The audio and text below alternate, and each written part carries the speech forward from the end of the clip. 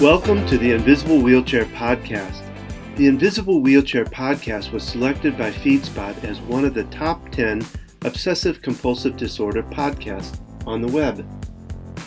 I'm Donald Grodoff, EFT tapping practitioner and OCD coach at FamilyOCD.com.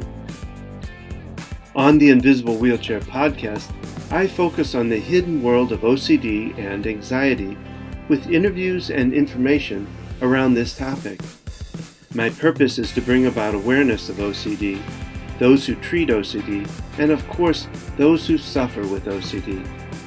Obsessive-compulsive disorder is a treatable and manageable disorder. In my practice at FamilyOCD.com, I guide people through the process of ERP therapy and other alternative treatments. If you know of someone suffering with OCD, I can help. Simply visit FamilyOCD.com. If you or someone you know suffers or has suffered and recovered from OCD and would like to get their story out, simply contact us through www.invisiblewheelchair.com. We want to talk to you and get your story out on the podcast. Know that the ideas and thoughts presented here are not necessarily those of Family OCD, Invisible Wheelchair Podcast, or Donald Grodoff. We also ask you to take just a few moments and leave comments at www.invisiblewheelchair.com. Those comments help us to know what the next topic should be, and we really want to hear from you. Now, let's get to that podcast.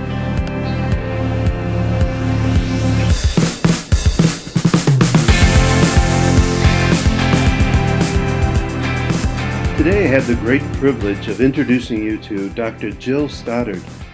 Jill Stoddard is the founder and director of the Center for Stress and Anxiety Management in San Diego, California. She specializes in acceptance and commitment therapy, ACT, and cognitive behavioral therapy, CBT, for anxiety and related issues. Jill received her PhD in clinical psychology from Boston University in 2007. She is an award-winning teacher, recognized ACT trainer, and author of Be Mighty, A Woman's Guide to Liberation from Anxiety, Worry, and hosts the Psychologist Off the Clock podcast and writes the Be Mighty blog for Psychology Today. She lives in San Diego with her husband, 2 kids, and 2 French bulldogs. Now, let's go to that interview.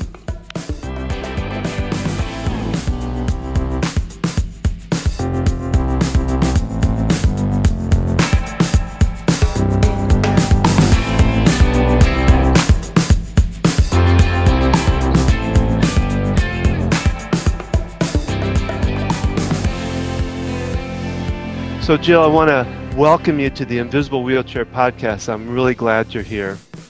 Hi, Don. Thanks so much for having me. I'm excited to be here. So what I like to do initially is to just give a little personal feel of the person I'm interviewing, to give my audience a little connection to you. Is there some story or something that you'd like to share with us about yourself? Sure. Well, so you've heard my bio, which I think says that I'm from San Diego or live in San Diego, but I'm originally from Boston and have the sailor's mouth to go with it, but I will try to refrain from doing any cursing on the podcast. I have 2 little kids. I have an 8-year-old daughter and a 6-year-old son and 2 French bulldogs named Chips and Biggie, who you might hear barking in the background a little bit today. I bring that up because a lot of what we'll be talking about today is acceptance and commitment therapy and my book, Be Mighty. And I talk a lot about how to find small moments of joy, which I think is particularly relevant right now, where at the time of this recording, we're living in this pandemic and shelter-in-place orders. And it can sometimes feel hard, I think, to find those moments of joy. And so the ones that I have the most are probably with my 2 crazy, clowny French bulldogs and with my kids. Had a very fun water balloon fight yesterday. And so that's what brings me joy. That's wonderful. Thank you for sharing. That's a neat story. I have kids myself, and I know that they can bring such joy And be kind of annoying at times too. But Absolutely. in your book, Be Mighty, which is a wonderful book, I've had a chance to read. I haven't got all the way through it yet, just been too busy, but got more than halfway through it and just found all very powerful and anxious to finish reading it. But in it, you mention a difference between stress and anxiety, which I had never thought about. And I'm just going to ask you to maybe define that and talk a little bit about that. Yeah, sure. It's a great question because you do often hear stress and anxiety used interchangeably. And truthfully, I even use the terms interchangeably sometimes because I think for people to, in some ways, the word doesn't really matter, right? Like we just use a word to try to label a person's specific experience. And if to you what you're experiencing feels like stress, then you can call it stress. If what you feel feels like anxiety, you can call it anxiety. But they are, they share some overlap, but they are somewhat different. And where they overlap mostly is in some of the shared physical symptoms, maybe some muscle tension or chest pain or GI distress. Where they differ is kind of in their longevity. So we think of stress as being a reaction to a specific stressor that we would expect to resolve when that stressor is no longer present. Whereas anxiety is something that even when that stressor is no longer present, the anxiety will likely find something else to latch on to. So one example might be, and I think I use this example in the book, everyone knows moving can be very stressful. You may have a lot of stress about packing and scheduling a mover or doing your own move and getting your friends to help, just coordinating the whole thing. When you're all moved in and you're unpacked, you're not going to be stressed anymore. Whereas someone who struggles more with anxiety may now go on to worry about whether they should have moved in the first place, or if they have kids, is the school system going to be right for their children? Is the street too busy that they're living on? It will kind of find something else to latch on to. Had not thought about it that way, and I think it's neat to have that differentiation there. And what I found interesting as I read the book, you also mentioned the three amigos of anxiety. I found it interesting, and I thought I'd like you to just talk a little bit about that too, if you could. Yeah. All right. And they're not really amigos, I suppose. Although part of the point of the book is one of the points of the book is no longer treating anxiety as if it's an enemy, but that doesn't necessarily mean it's going to be your friend. But what I talk about in there are these three factors that really tend to fuel people's anxiety and make it worse. And it's a really relevant question right now because I imagine your listeners will all be able to relate to these three amigos based on what we're all enduring. And the first is difficulty tolerating uncertainty or ambiguity. So humans in general don't particularly like uncertainty. And in fact, we are evolutionarily programmed to avoid uncertainty. So if you think about, a cave person comes out of their cave looking for breakfast and they see a vague figure up in the distance, maybe it's foggy, they're not really sure what the figure is, there's uncertainty there, it's ambiguous. If that cave person just, marches headlong into that uncertainty and it turns out to be a prehistoric killer kangaroo, then they're going to end up being eaten, right? And so having some healthy respect for uncertainty, avoiding uncertainty, even attempting to resolve the uncertainty to try to figure out, the patterns of the animals that lay the eggs for breakfast versus those that are predators will create a survival advantage. Right? So we're programmed, we're designed to dislike and avoid uncertainty. And typically we have a lot of practice learning how to tolerate it, except that all of that changed when technology came along.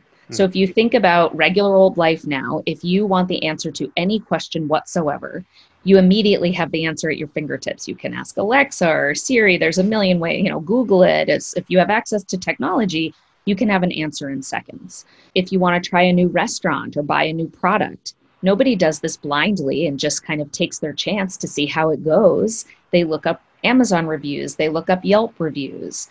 And so our muscles for tolerating uncertainty have atrophied as technology has created less and less practice. We're designed to have uncertainty. We're designed to avoid uncertainty. But generally, we get a decent amount of practice tolerating it But that has really changed in recent years. And so now we have these greater levels. And we know that uncertainty is one of the things that can really fuel anxiety. And especially if you have lesser ability to tolerate it, if you're more, if you have an intolerance, it's called intolerance of uncertainty in psychology. So that's the first one. And of course, there's a lot of that right now with this pandemic. There's a lot of uncertainty. The other one is a difficulty with a lack of perceived control. And what's interesting about that is that how much control you actually have does not dictate the anxiety. It's how much control you think you have, your perception of control. So if you have no control, but you think you have control, then it's not going to make you more anxious. But if you have a perception that you don't have control, then that tends to fuel anxiety as well. And you see good examples of this, I think, if you think about having like the last time you had a vague medical symptom, maybe you've been more tired lately, maybe you've started to get some headaches, there's some uncertainty because you don't really know exactly what's wrong and what's going on. And you can feel a sort of sense of a lack of control. And so what do? They go to the internet, right? They Google it, they go to WebMD. And in that moment, you get a sense of control because I'm doing something to get on top of this thing. And maybe I'm going to reduce my uncertainty because I'm about to find the answers. And so it kind of helps in the short term. But of course, then WebMD is now telling you have a brain tumor or leukemia, and now you have much of a lowered sense of a perception of control, greater uncertainty, and therefore more anxiety. And then the third is an overinflated sense of responsibility. So this idea that it's all on me, I'm responsible, and parents certainly feel this way. People may feel this way in their jobs or at school. And so those three things, any of those things in isolation can create more anxiety. Certainly those three together can really fuel an anxious response. And as I said, you can see how all of those things are really quite present in the current situation in which we're living. Well, that's great, and I definitely want to stay away from the killer kangaroos. Is there such things? I had not. There is. Okay. Indeed. Well, so back to the serious side here. I know that in your bio it talks about you being an ACT trainer, and ACT, of course, is the acceptance commitment therapy, which I find fascinating and I think very important, especially in the cases of what I'm dealing with myself and with my family with the OCD and in anxiety itself. If you would, maybe talk a little bit about what is ACT or acceptance commitment therapy. Give us some examples of how you used it for anxiety, for OCD if possible. Mm-hmm. Yeah, absolutely.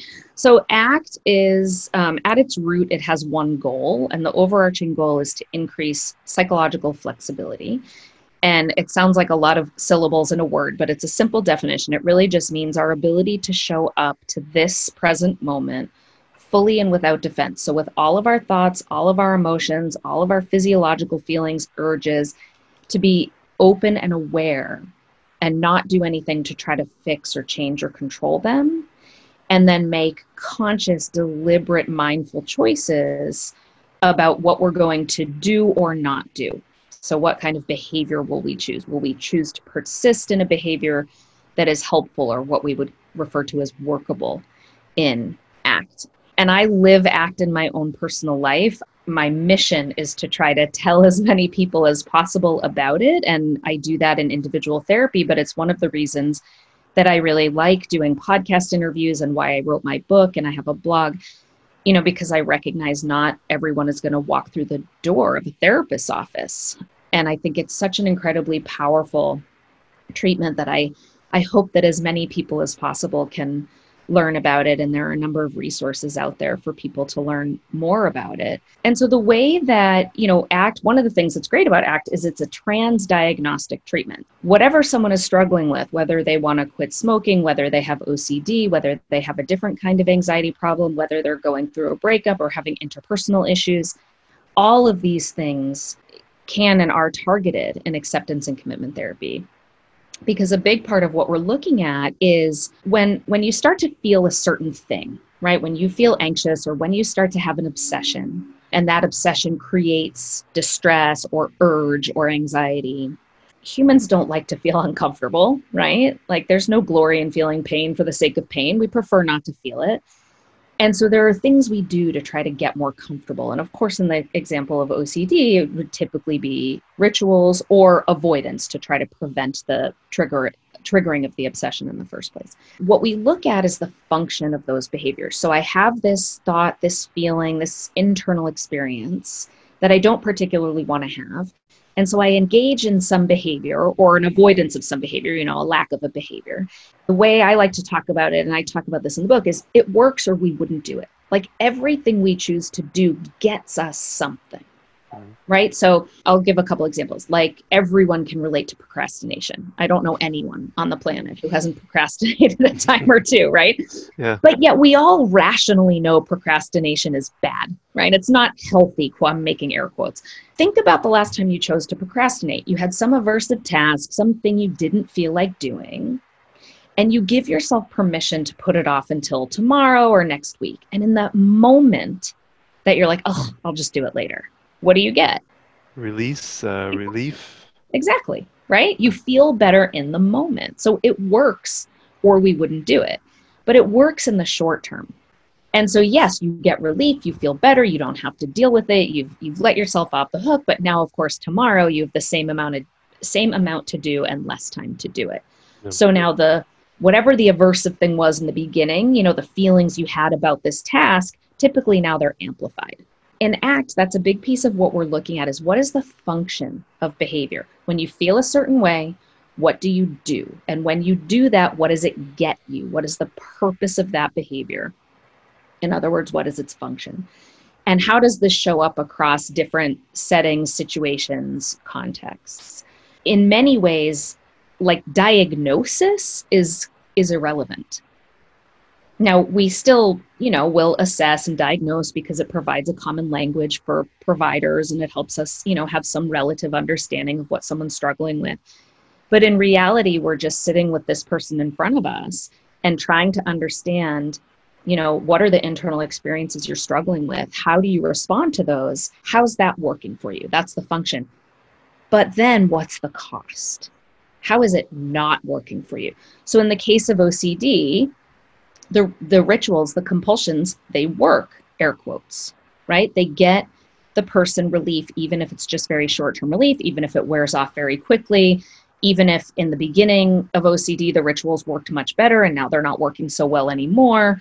But they still work to a degree in the short term.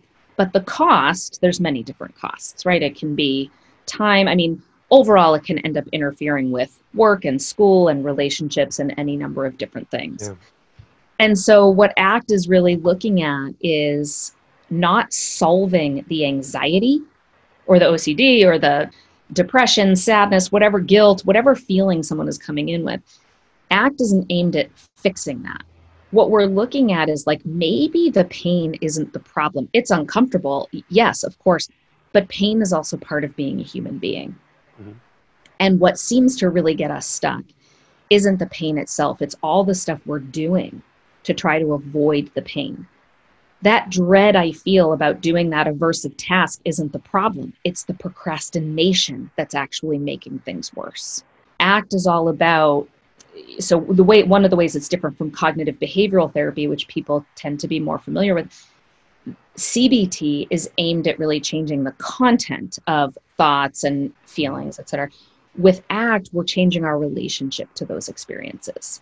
Okay. So I referred in the very beginning, when we were asked about the three amigos, we're trying to suggest that maybe these internal experiences don't need to be our enemy and that we can change the way that we relate to them so that we can have a full and meaningful and vital life. So there are 6 core processes with ACT, and we can go through those if you would like to, and you think that would be helpful. But one of them is committed action, and this is attached to values. So values is the person I want to be, what I want to stand for, the qualities I bring to the things that I'm doing, or what I call in the book, the me I want to be. The committed action is the steps I'm actually taking to practice or enact or embody those values. And in committed action, you see a lot of the same kinds of skills that you might see across different kinds of therapies. You might see problem solving, you might see communication training. And this is where the principles of ERP are also used. So I think there's a misconception out there among some people that ACT does not include exposure, and that's absolutely false. Anyone who is doing ACT with anxiety or a phobic issue or OCD is doing exposure. Where it's different is in two places. One is that we're not really focusing on habituation. So we're not necessarily asking for a SUDS rating. Sometimes we still do, just as a point of data. So SUDS, the subjective units of distress score. But we're less interested in the anxiety going down or the urge or the distress going away. And the other is that when exposure is done in the context of ACT, we're always focusing on values. So it's not just exposure for the sake of exposure. It's, why does this matter in your life? You know, if you were able to confront these difficult internal experiences in a different way, if you were able to have obsessions and anxiety and urges and not engage in rituals, how does this move you in the direction of being the person you want to be and having the life that you want? But we're still doing exposure when we're doing ACT. So I want to make sure that that's clear. And so, Jill, is it possible to give us what might be a typical case for you and how you might step through that for OCD? Sure, absolutely. So, you know, one of the things about ACT is that there's no one right place to start. So it's not, okay, first we talk about acceptance and next we talk about values. You start based on your clinical judgment about the person that is sitting across from you in therapy and what sort of like feels like the best place that's going to, you know, really sort of land. So I can talk about a quote unquote, you know, like typical case, but in some way, you know, where we start and where we go isn't necessarily typical. It's pretty flexible, right? Because the whole point is flexibility. But what I often do start with is creative hopelessness. And this is what we've already talked a little bit about. This is, I want to know what are the internal experiences you're having that are causing you trouble? What are you doing in response? How is that working for you? What's the function? And what is the cost? And the goal of that, and typically I take a whole session to really unpack that. And the goal of that is to help them see at the end where I'll say, okay, looking at all of this, and you can do this in a conversation or with a worksheet or on a whiteboard, you know, whatever your personal style is as a therapist is fine. And at the end of that, I'll say, so what does this tell you? What does your experience tell you? And a big part of ACT is I'm not the expert telling you the way things are. You're the expert on your own experience. And what we want to do is get away from like judgments and assumptions and rules and this like cognitive language-based thinking and really rely on direct experience to have a greater understanding. So what does your experience tell you? And people will be able to say, right, okay, all this stuff I'm doing when I feel bad, you know, works kind of sort of in the short term, but in the long term, it's making things worse. It's called creative hopelessness because we don't want a person to have an overall hopelessness. We want them to feel hopeless about all the stuff they're doing. Like I want a client who has OCD to recognize that ritualizing is like a hopeless way to try to rid yourself of anxiety or OCD. And from there, we build the hope of maybe there's a different way. Maybe there's a better way. And that's where the acceptance and commitment therapy comes in. And so then we really practice, we define what acceptance and willingness are, which is simply to make space for something that's already here anyway. And when we're talking about acceptance, we mean of internal experiences, thoughts, feelings, emotions, urges, to make space for something that's already here anyway, because when you try to avoid it, you get more stuck. And so we build on this idea of maybe you can relate to these internal experiences, these obsessions, this anxiety in a different way in the service of moving forward with your life and being the me you want to be, the values. So that's, actually, I'll give you a metaphor that I like that I use with quite a few people, including OCD people, because I think people can really relate to this. I think about it as sort of like a detonator and a bomb. And I like detonator because everyone knows, like, if you say, oh, it pushes my buttons, that's a metaphor that everyone understands in English language. And so the idea is that there's all sorts of things that push our detonators, right? There's all sorts of triggers that trigger obsessions. And typically, the detonator gets pushed and the bomb goes off. And that's the ritual. That's the automatic reaction that happens. And the space between those two things is non-existent. And what we want to do is create more space between the detonator getting pushed and the bomb going off. And the way to create space is through mindfulness. This is one of the 6 core processes of ACT. It's called present moment awareness in ACT, but it's just learning how to, John Kabat-Zinn defines mindfulness as paying attention in a particular way, on purpose, to the present, non-judgmentally. And so some people say, oh my God, I'm hyper aware of my obsessions, my anxiety. Why would I want to pay more attention? But what we want to pay attention to that when that urge shows up. If you're not aware of what's happening on the inside, then you're going to react. The bomb's just going to go off. And so we want to create space through present moment awareness. And then in that space is where we dismantle the bomb. And the way we dismantle the bomb is with some of the other core processes of ACT. One is acceptance and willingness. So making space for the anxiety, the obsessions, the urges, and not doing anything to push it away, avoid it. One is defusion, and this is not diffusion, it's confusing with a bomb metaphor, but defusion. So fusion is really getting hooked by your thinking. Like you hear your thoughts and you believe that they are truth with a capital T, and you just do whatever they tell you to do. Right? So in the case of OCD, if your thought is saying, oh, I had a client once who every time she heard a siren, her mind would tell her that she had to pray or the person who was being rescued by the ambulance was going to die. And this became a ritual. And certainly, obsessions are thoughts. We believe them. If your obsessions tell you, you better not drive a car with your partner because you might crash it into a wall, or you better avoid sharp objects because you might harm this person that you care about, this feels really scary. And there's a getting hooked by those thoughts, right? Like really getting, I think it's Rick Hansen talks about Velcro versus Teflon.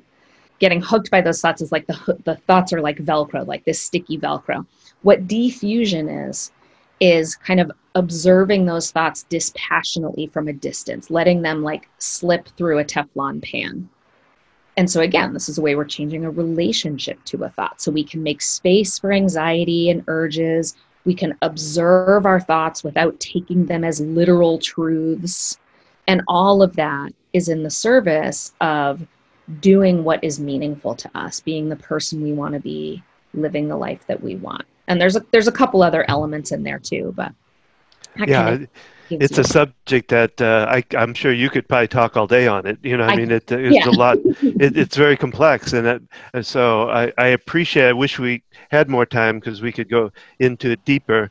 But it did give a good overview of what ACT is about and how you use it. So I very much appreciate that. Is there any other message that you'd want to get out right now to my audience that you'd want to leave with, I guess? Ooh, I love that question. I guess I would want to encourage people to seek out ACT resources. There's lots of right ways to get help and to grow and improve as a human. This is one of the ways, and I feel like in my 47 years, I've tried lots of different ways myself and as a psychologist. And this is one that when I found it, it just really clicked for me. I think the other thing I would want to say really about values and pain is that they're like two sides of the same coin. You can't not feel anxiety and care about things, right? Like I joke in the book about how the stuff that's keeping you up at night is not worrying about whether Netflix is going to go out of business. Right? You might love binge watching The Tiger King, but you're not worrying about it at night. You're worrying about the people you love or your career or your animals or your health or well-being. And so as long as you approach the things that really matter to you, there's going to be anxiety. And with OCD, typically people's obsessions are directly connected to what matter most to them, right? Things that are deeply important in their heart. our instinct is to turn away from pain, when in reality, the pain is a neon arrow pointing at what we care about, and we really should be moving toward it. And ACT is a therapy that teaches that lesson and teaches you how to do that.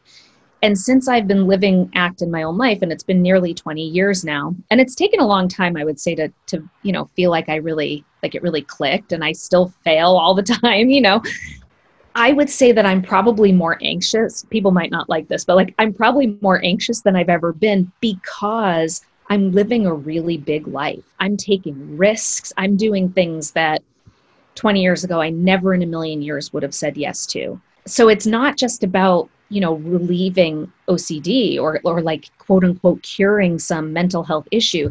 It's really about living a big, bold, beautiful life, even with the anxiety that may bring. That's a wonderful message. It was very good. So thank you for that. And lastly, I guess, is to let the audience know is some of the best ways to find out about you, to get a hold of you or find out about you. Sure. So I have a website that's just my name, JillStoddard.com. And I have a blog where I write predominantly ACT-focused kinds of topics, and you can find that there. I'm everywhere on social media. So my Instagram is Jill A. Stoddard. Twitter is Jill_Stoddard. My Facebook author page is Jill Stoddard, PhD, and my LinkedIn page is Jill Stoddard, PhD. So none of them are the same. And then I have a clinic, a stress and anxiety management clinic, an OCD clinic in San Diego. And that website is csamsandiego.com. So CSAM, like Center for Stress and Anxiety Management, sandiego.com. And I'll remind the audience that I will have all of those up on the invisiblewheelchair.com website and the familyocd.com website, so that you'll be able to find out more about this wonderful person and all her great work that she's doing, and her wonderful book, Be Mighty. What's the full title? You can give that one, I'm sure. It's Be Mighty, A Woman's Guide to Liberation from Anxiety, Worry, and Stress Using Mindfulness and Acceptance. They were able to fit all that on the book, huh? They were. And actually right now, if people order from my JillStoddard.com website, I'm giving away a free journal with every book that's ordered. All right. Well, I'll have to put that up there also. And I believe it's in the bio too. That it's mentioned in the bio with the full name and all that too. So, well, Jill, it has been a real... I'll give you one more thing. Sorry, let me give you one more thing. I can't believe I forgot this. It's one of my favorite things that I do, but I also co-host a podcast called Psychologists Off the Clock. We do many, many different psychological topics and have had incredible guests, and a number of our guests focus on ACT topics and self-compassion and mindfulness. So if listeners are interested in learning more, that's a great place to go. Well, they will definitely find out about that one too. So again, Jill, it's been a real pleasure to speak to you and get to meet you. This is our first time we've met, so it's been a pleasure to talk with you. That's right. You too, Don. Thank you so much for having me. This concludes this podcast. We really would appreciate your comments. Simply leave a comment at www.invisiblewheelchair.com. There, you're able to submit a comment that will help us determine future podcasts. If you or someone you know would like to be a guest on the podcast, please email don@invisiblewheelchair.com. Remember, there is a corresponding tapping recording for each of the podcasts, with the exception of the interview podcast. You can find these tapping recordings and archive past podcasts at www.invisiblewheelchair.com. Finally, there is relief for OCD, and we at familyocd.com and focusedhealthyfamily.com can help you find that relief. Again, you can contact us through those sites, familyocd.com or focusedhealthyfamily.com. You can also find us on Facebook at Invisible Wheelchair Podcast. You can find us on Twitter at InvisibleWheel1, that's the number 1, or at Family OCD. So thank you for listening. Keep tapping and transcending your life to new heights.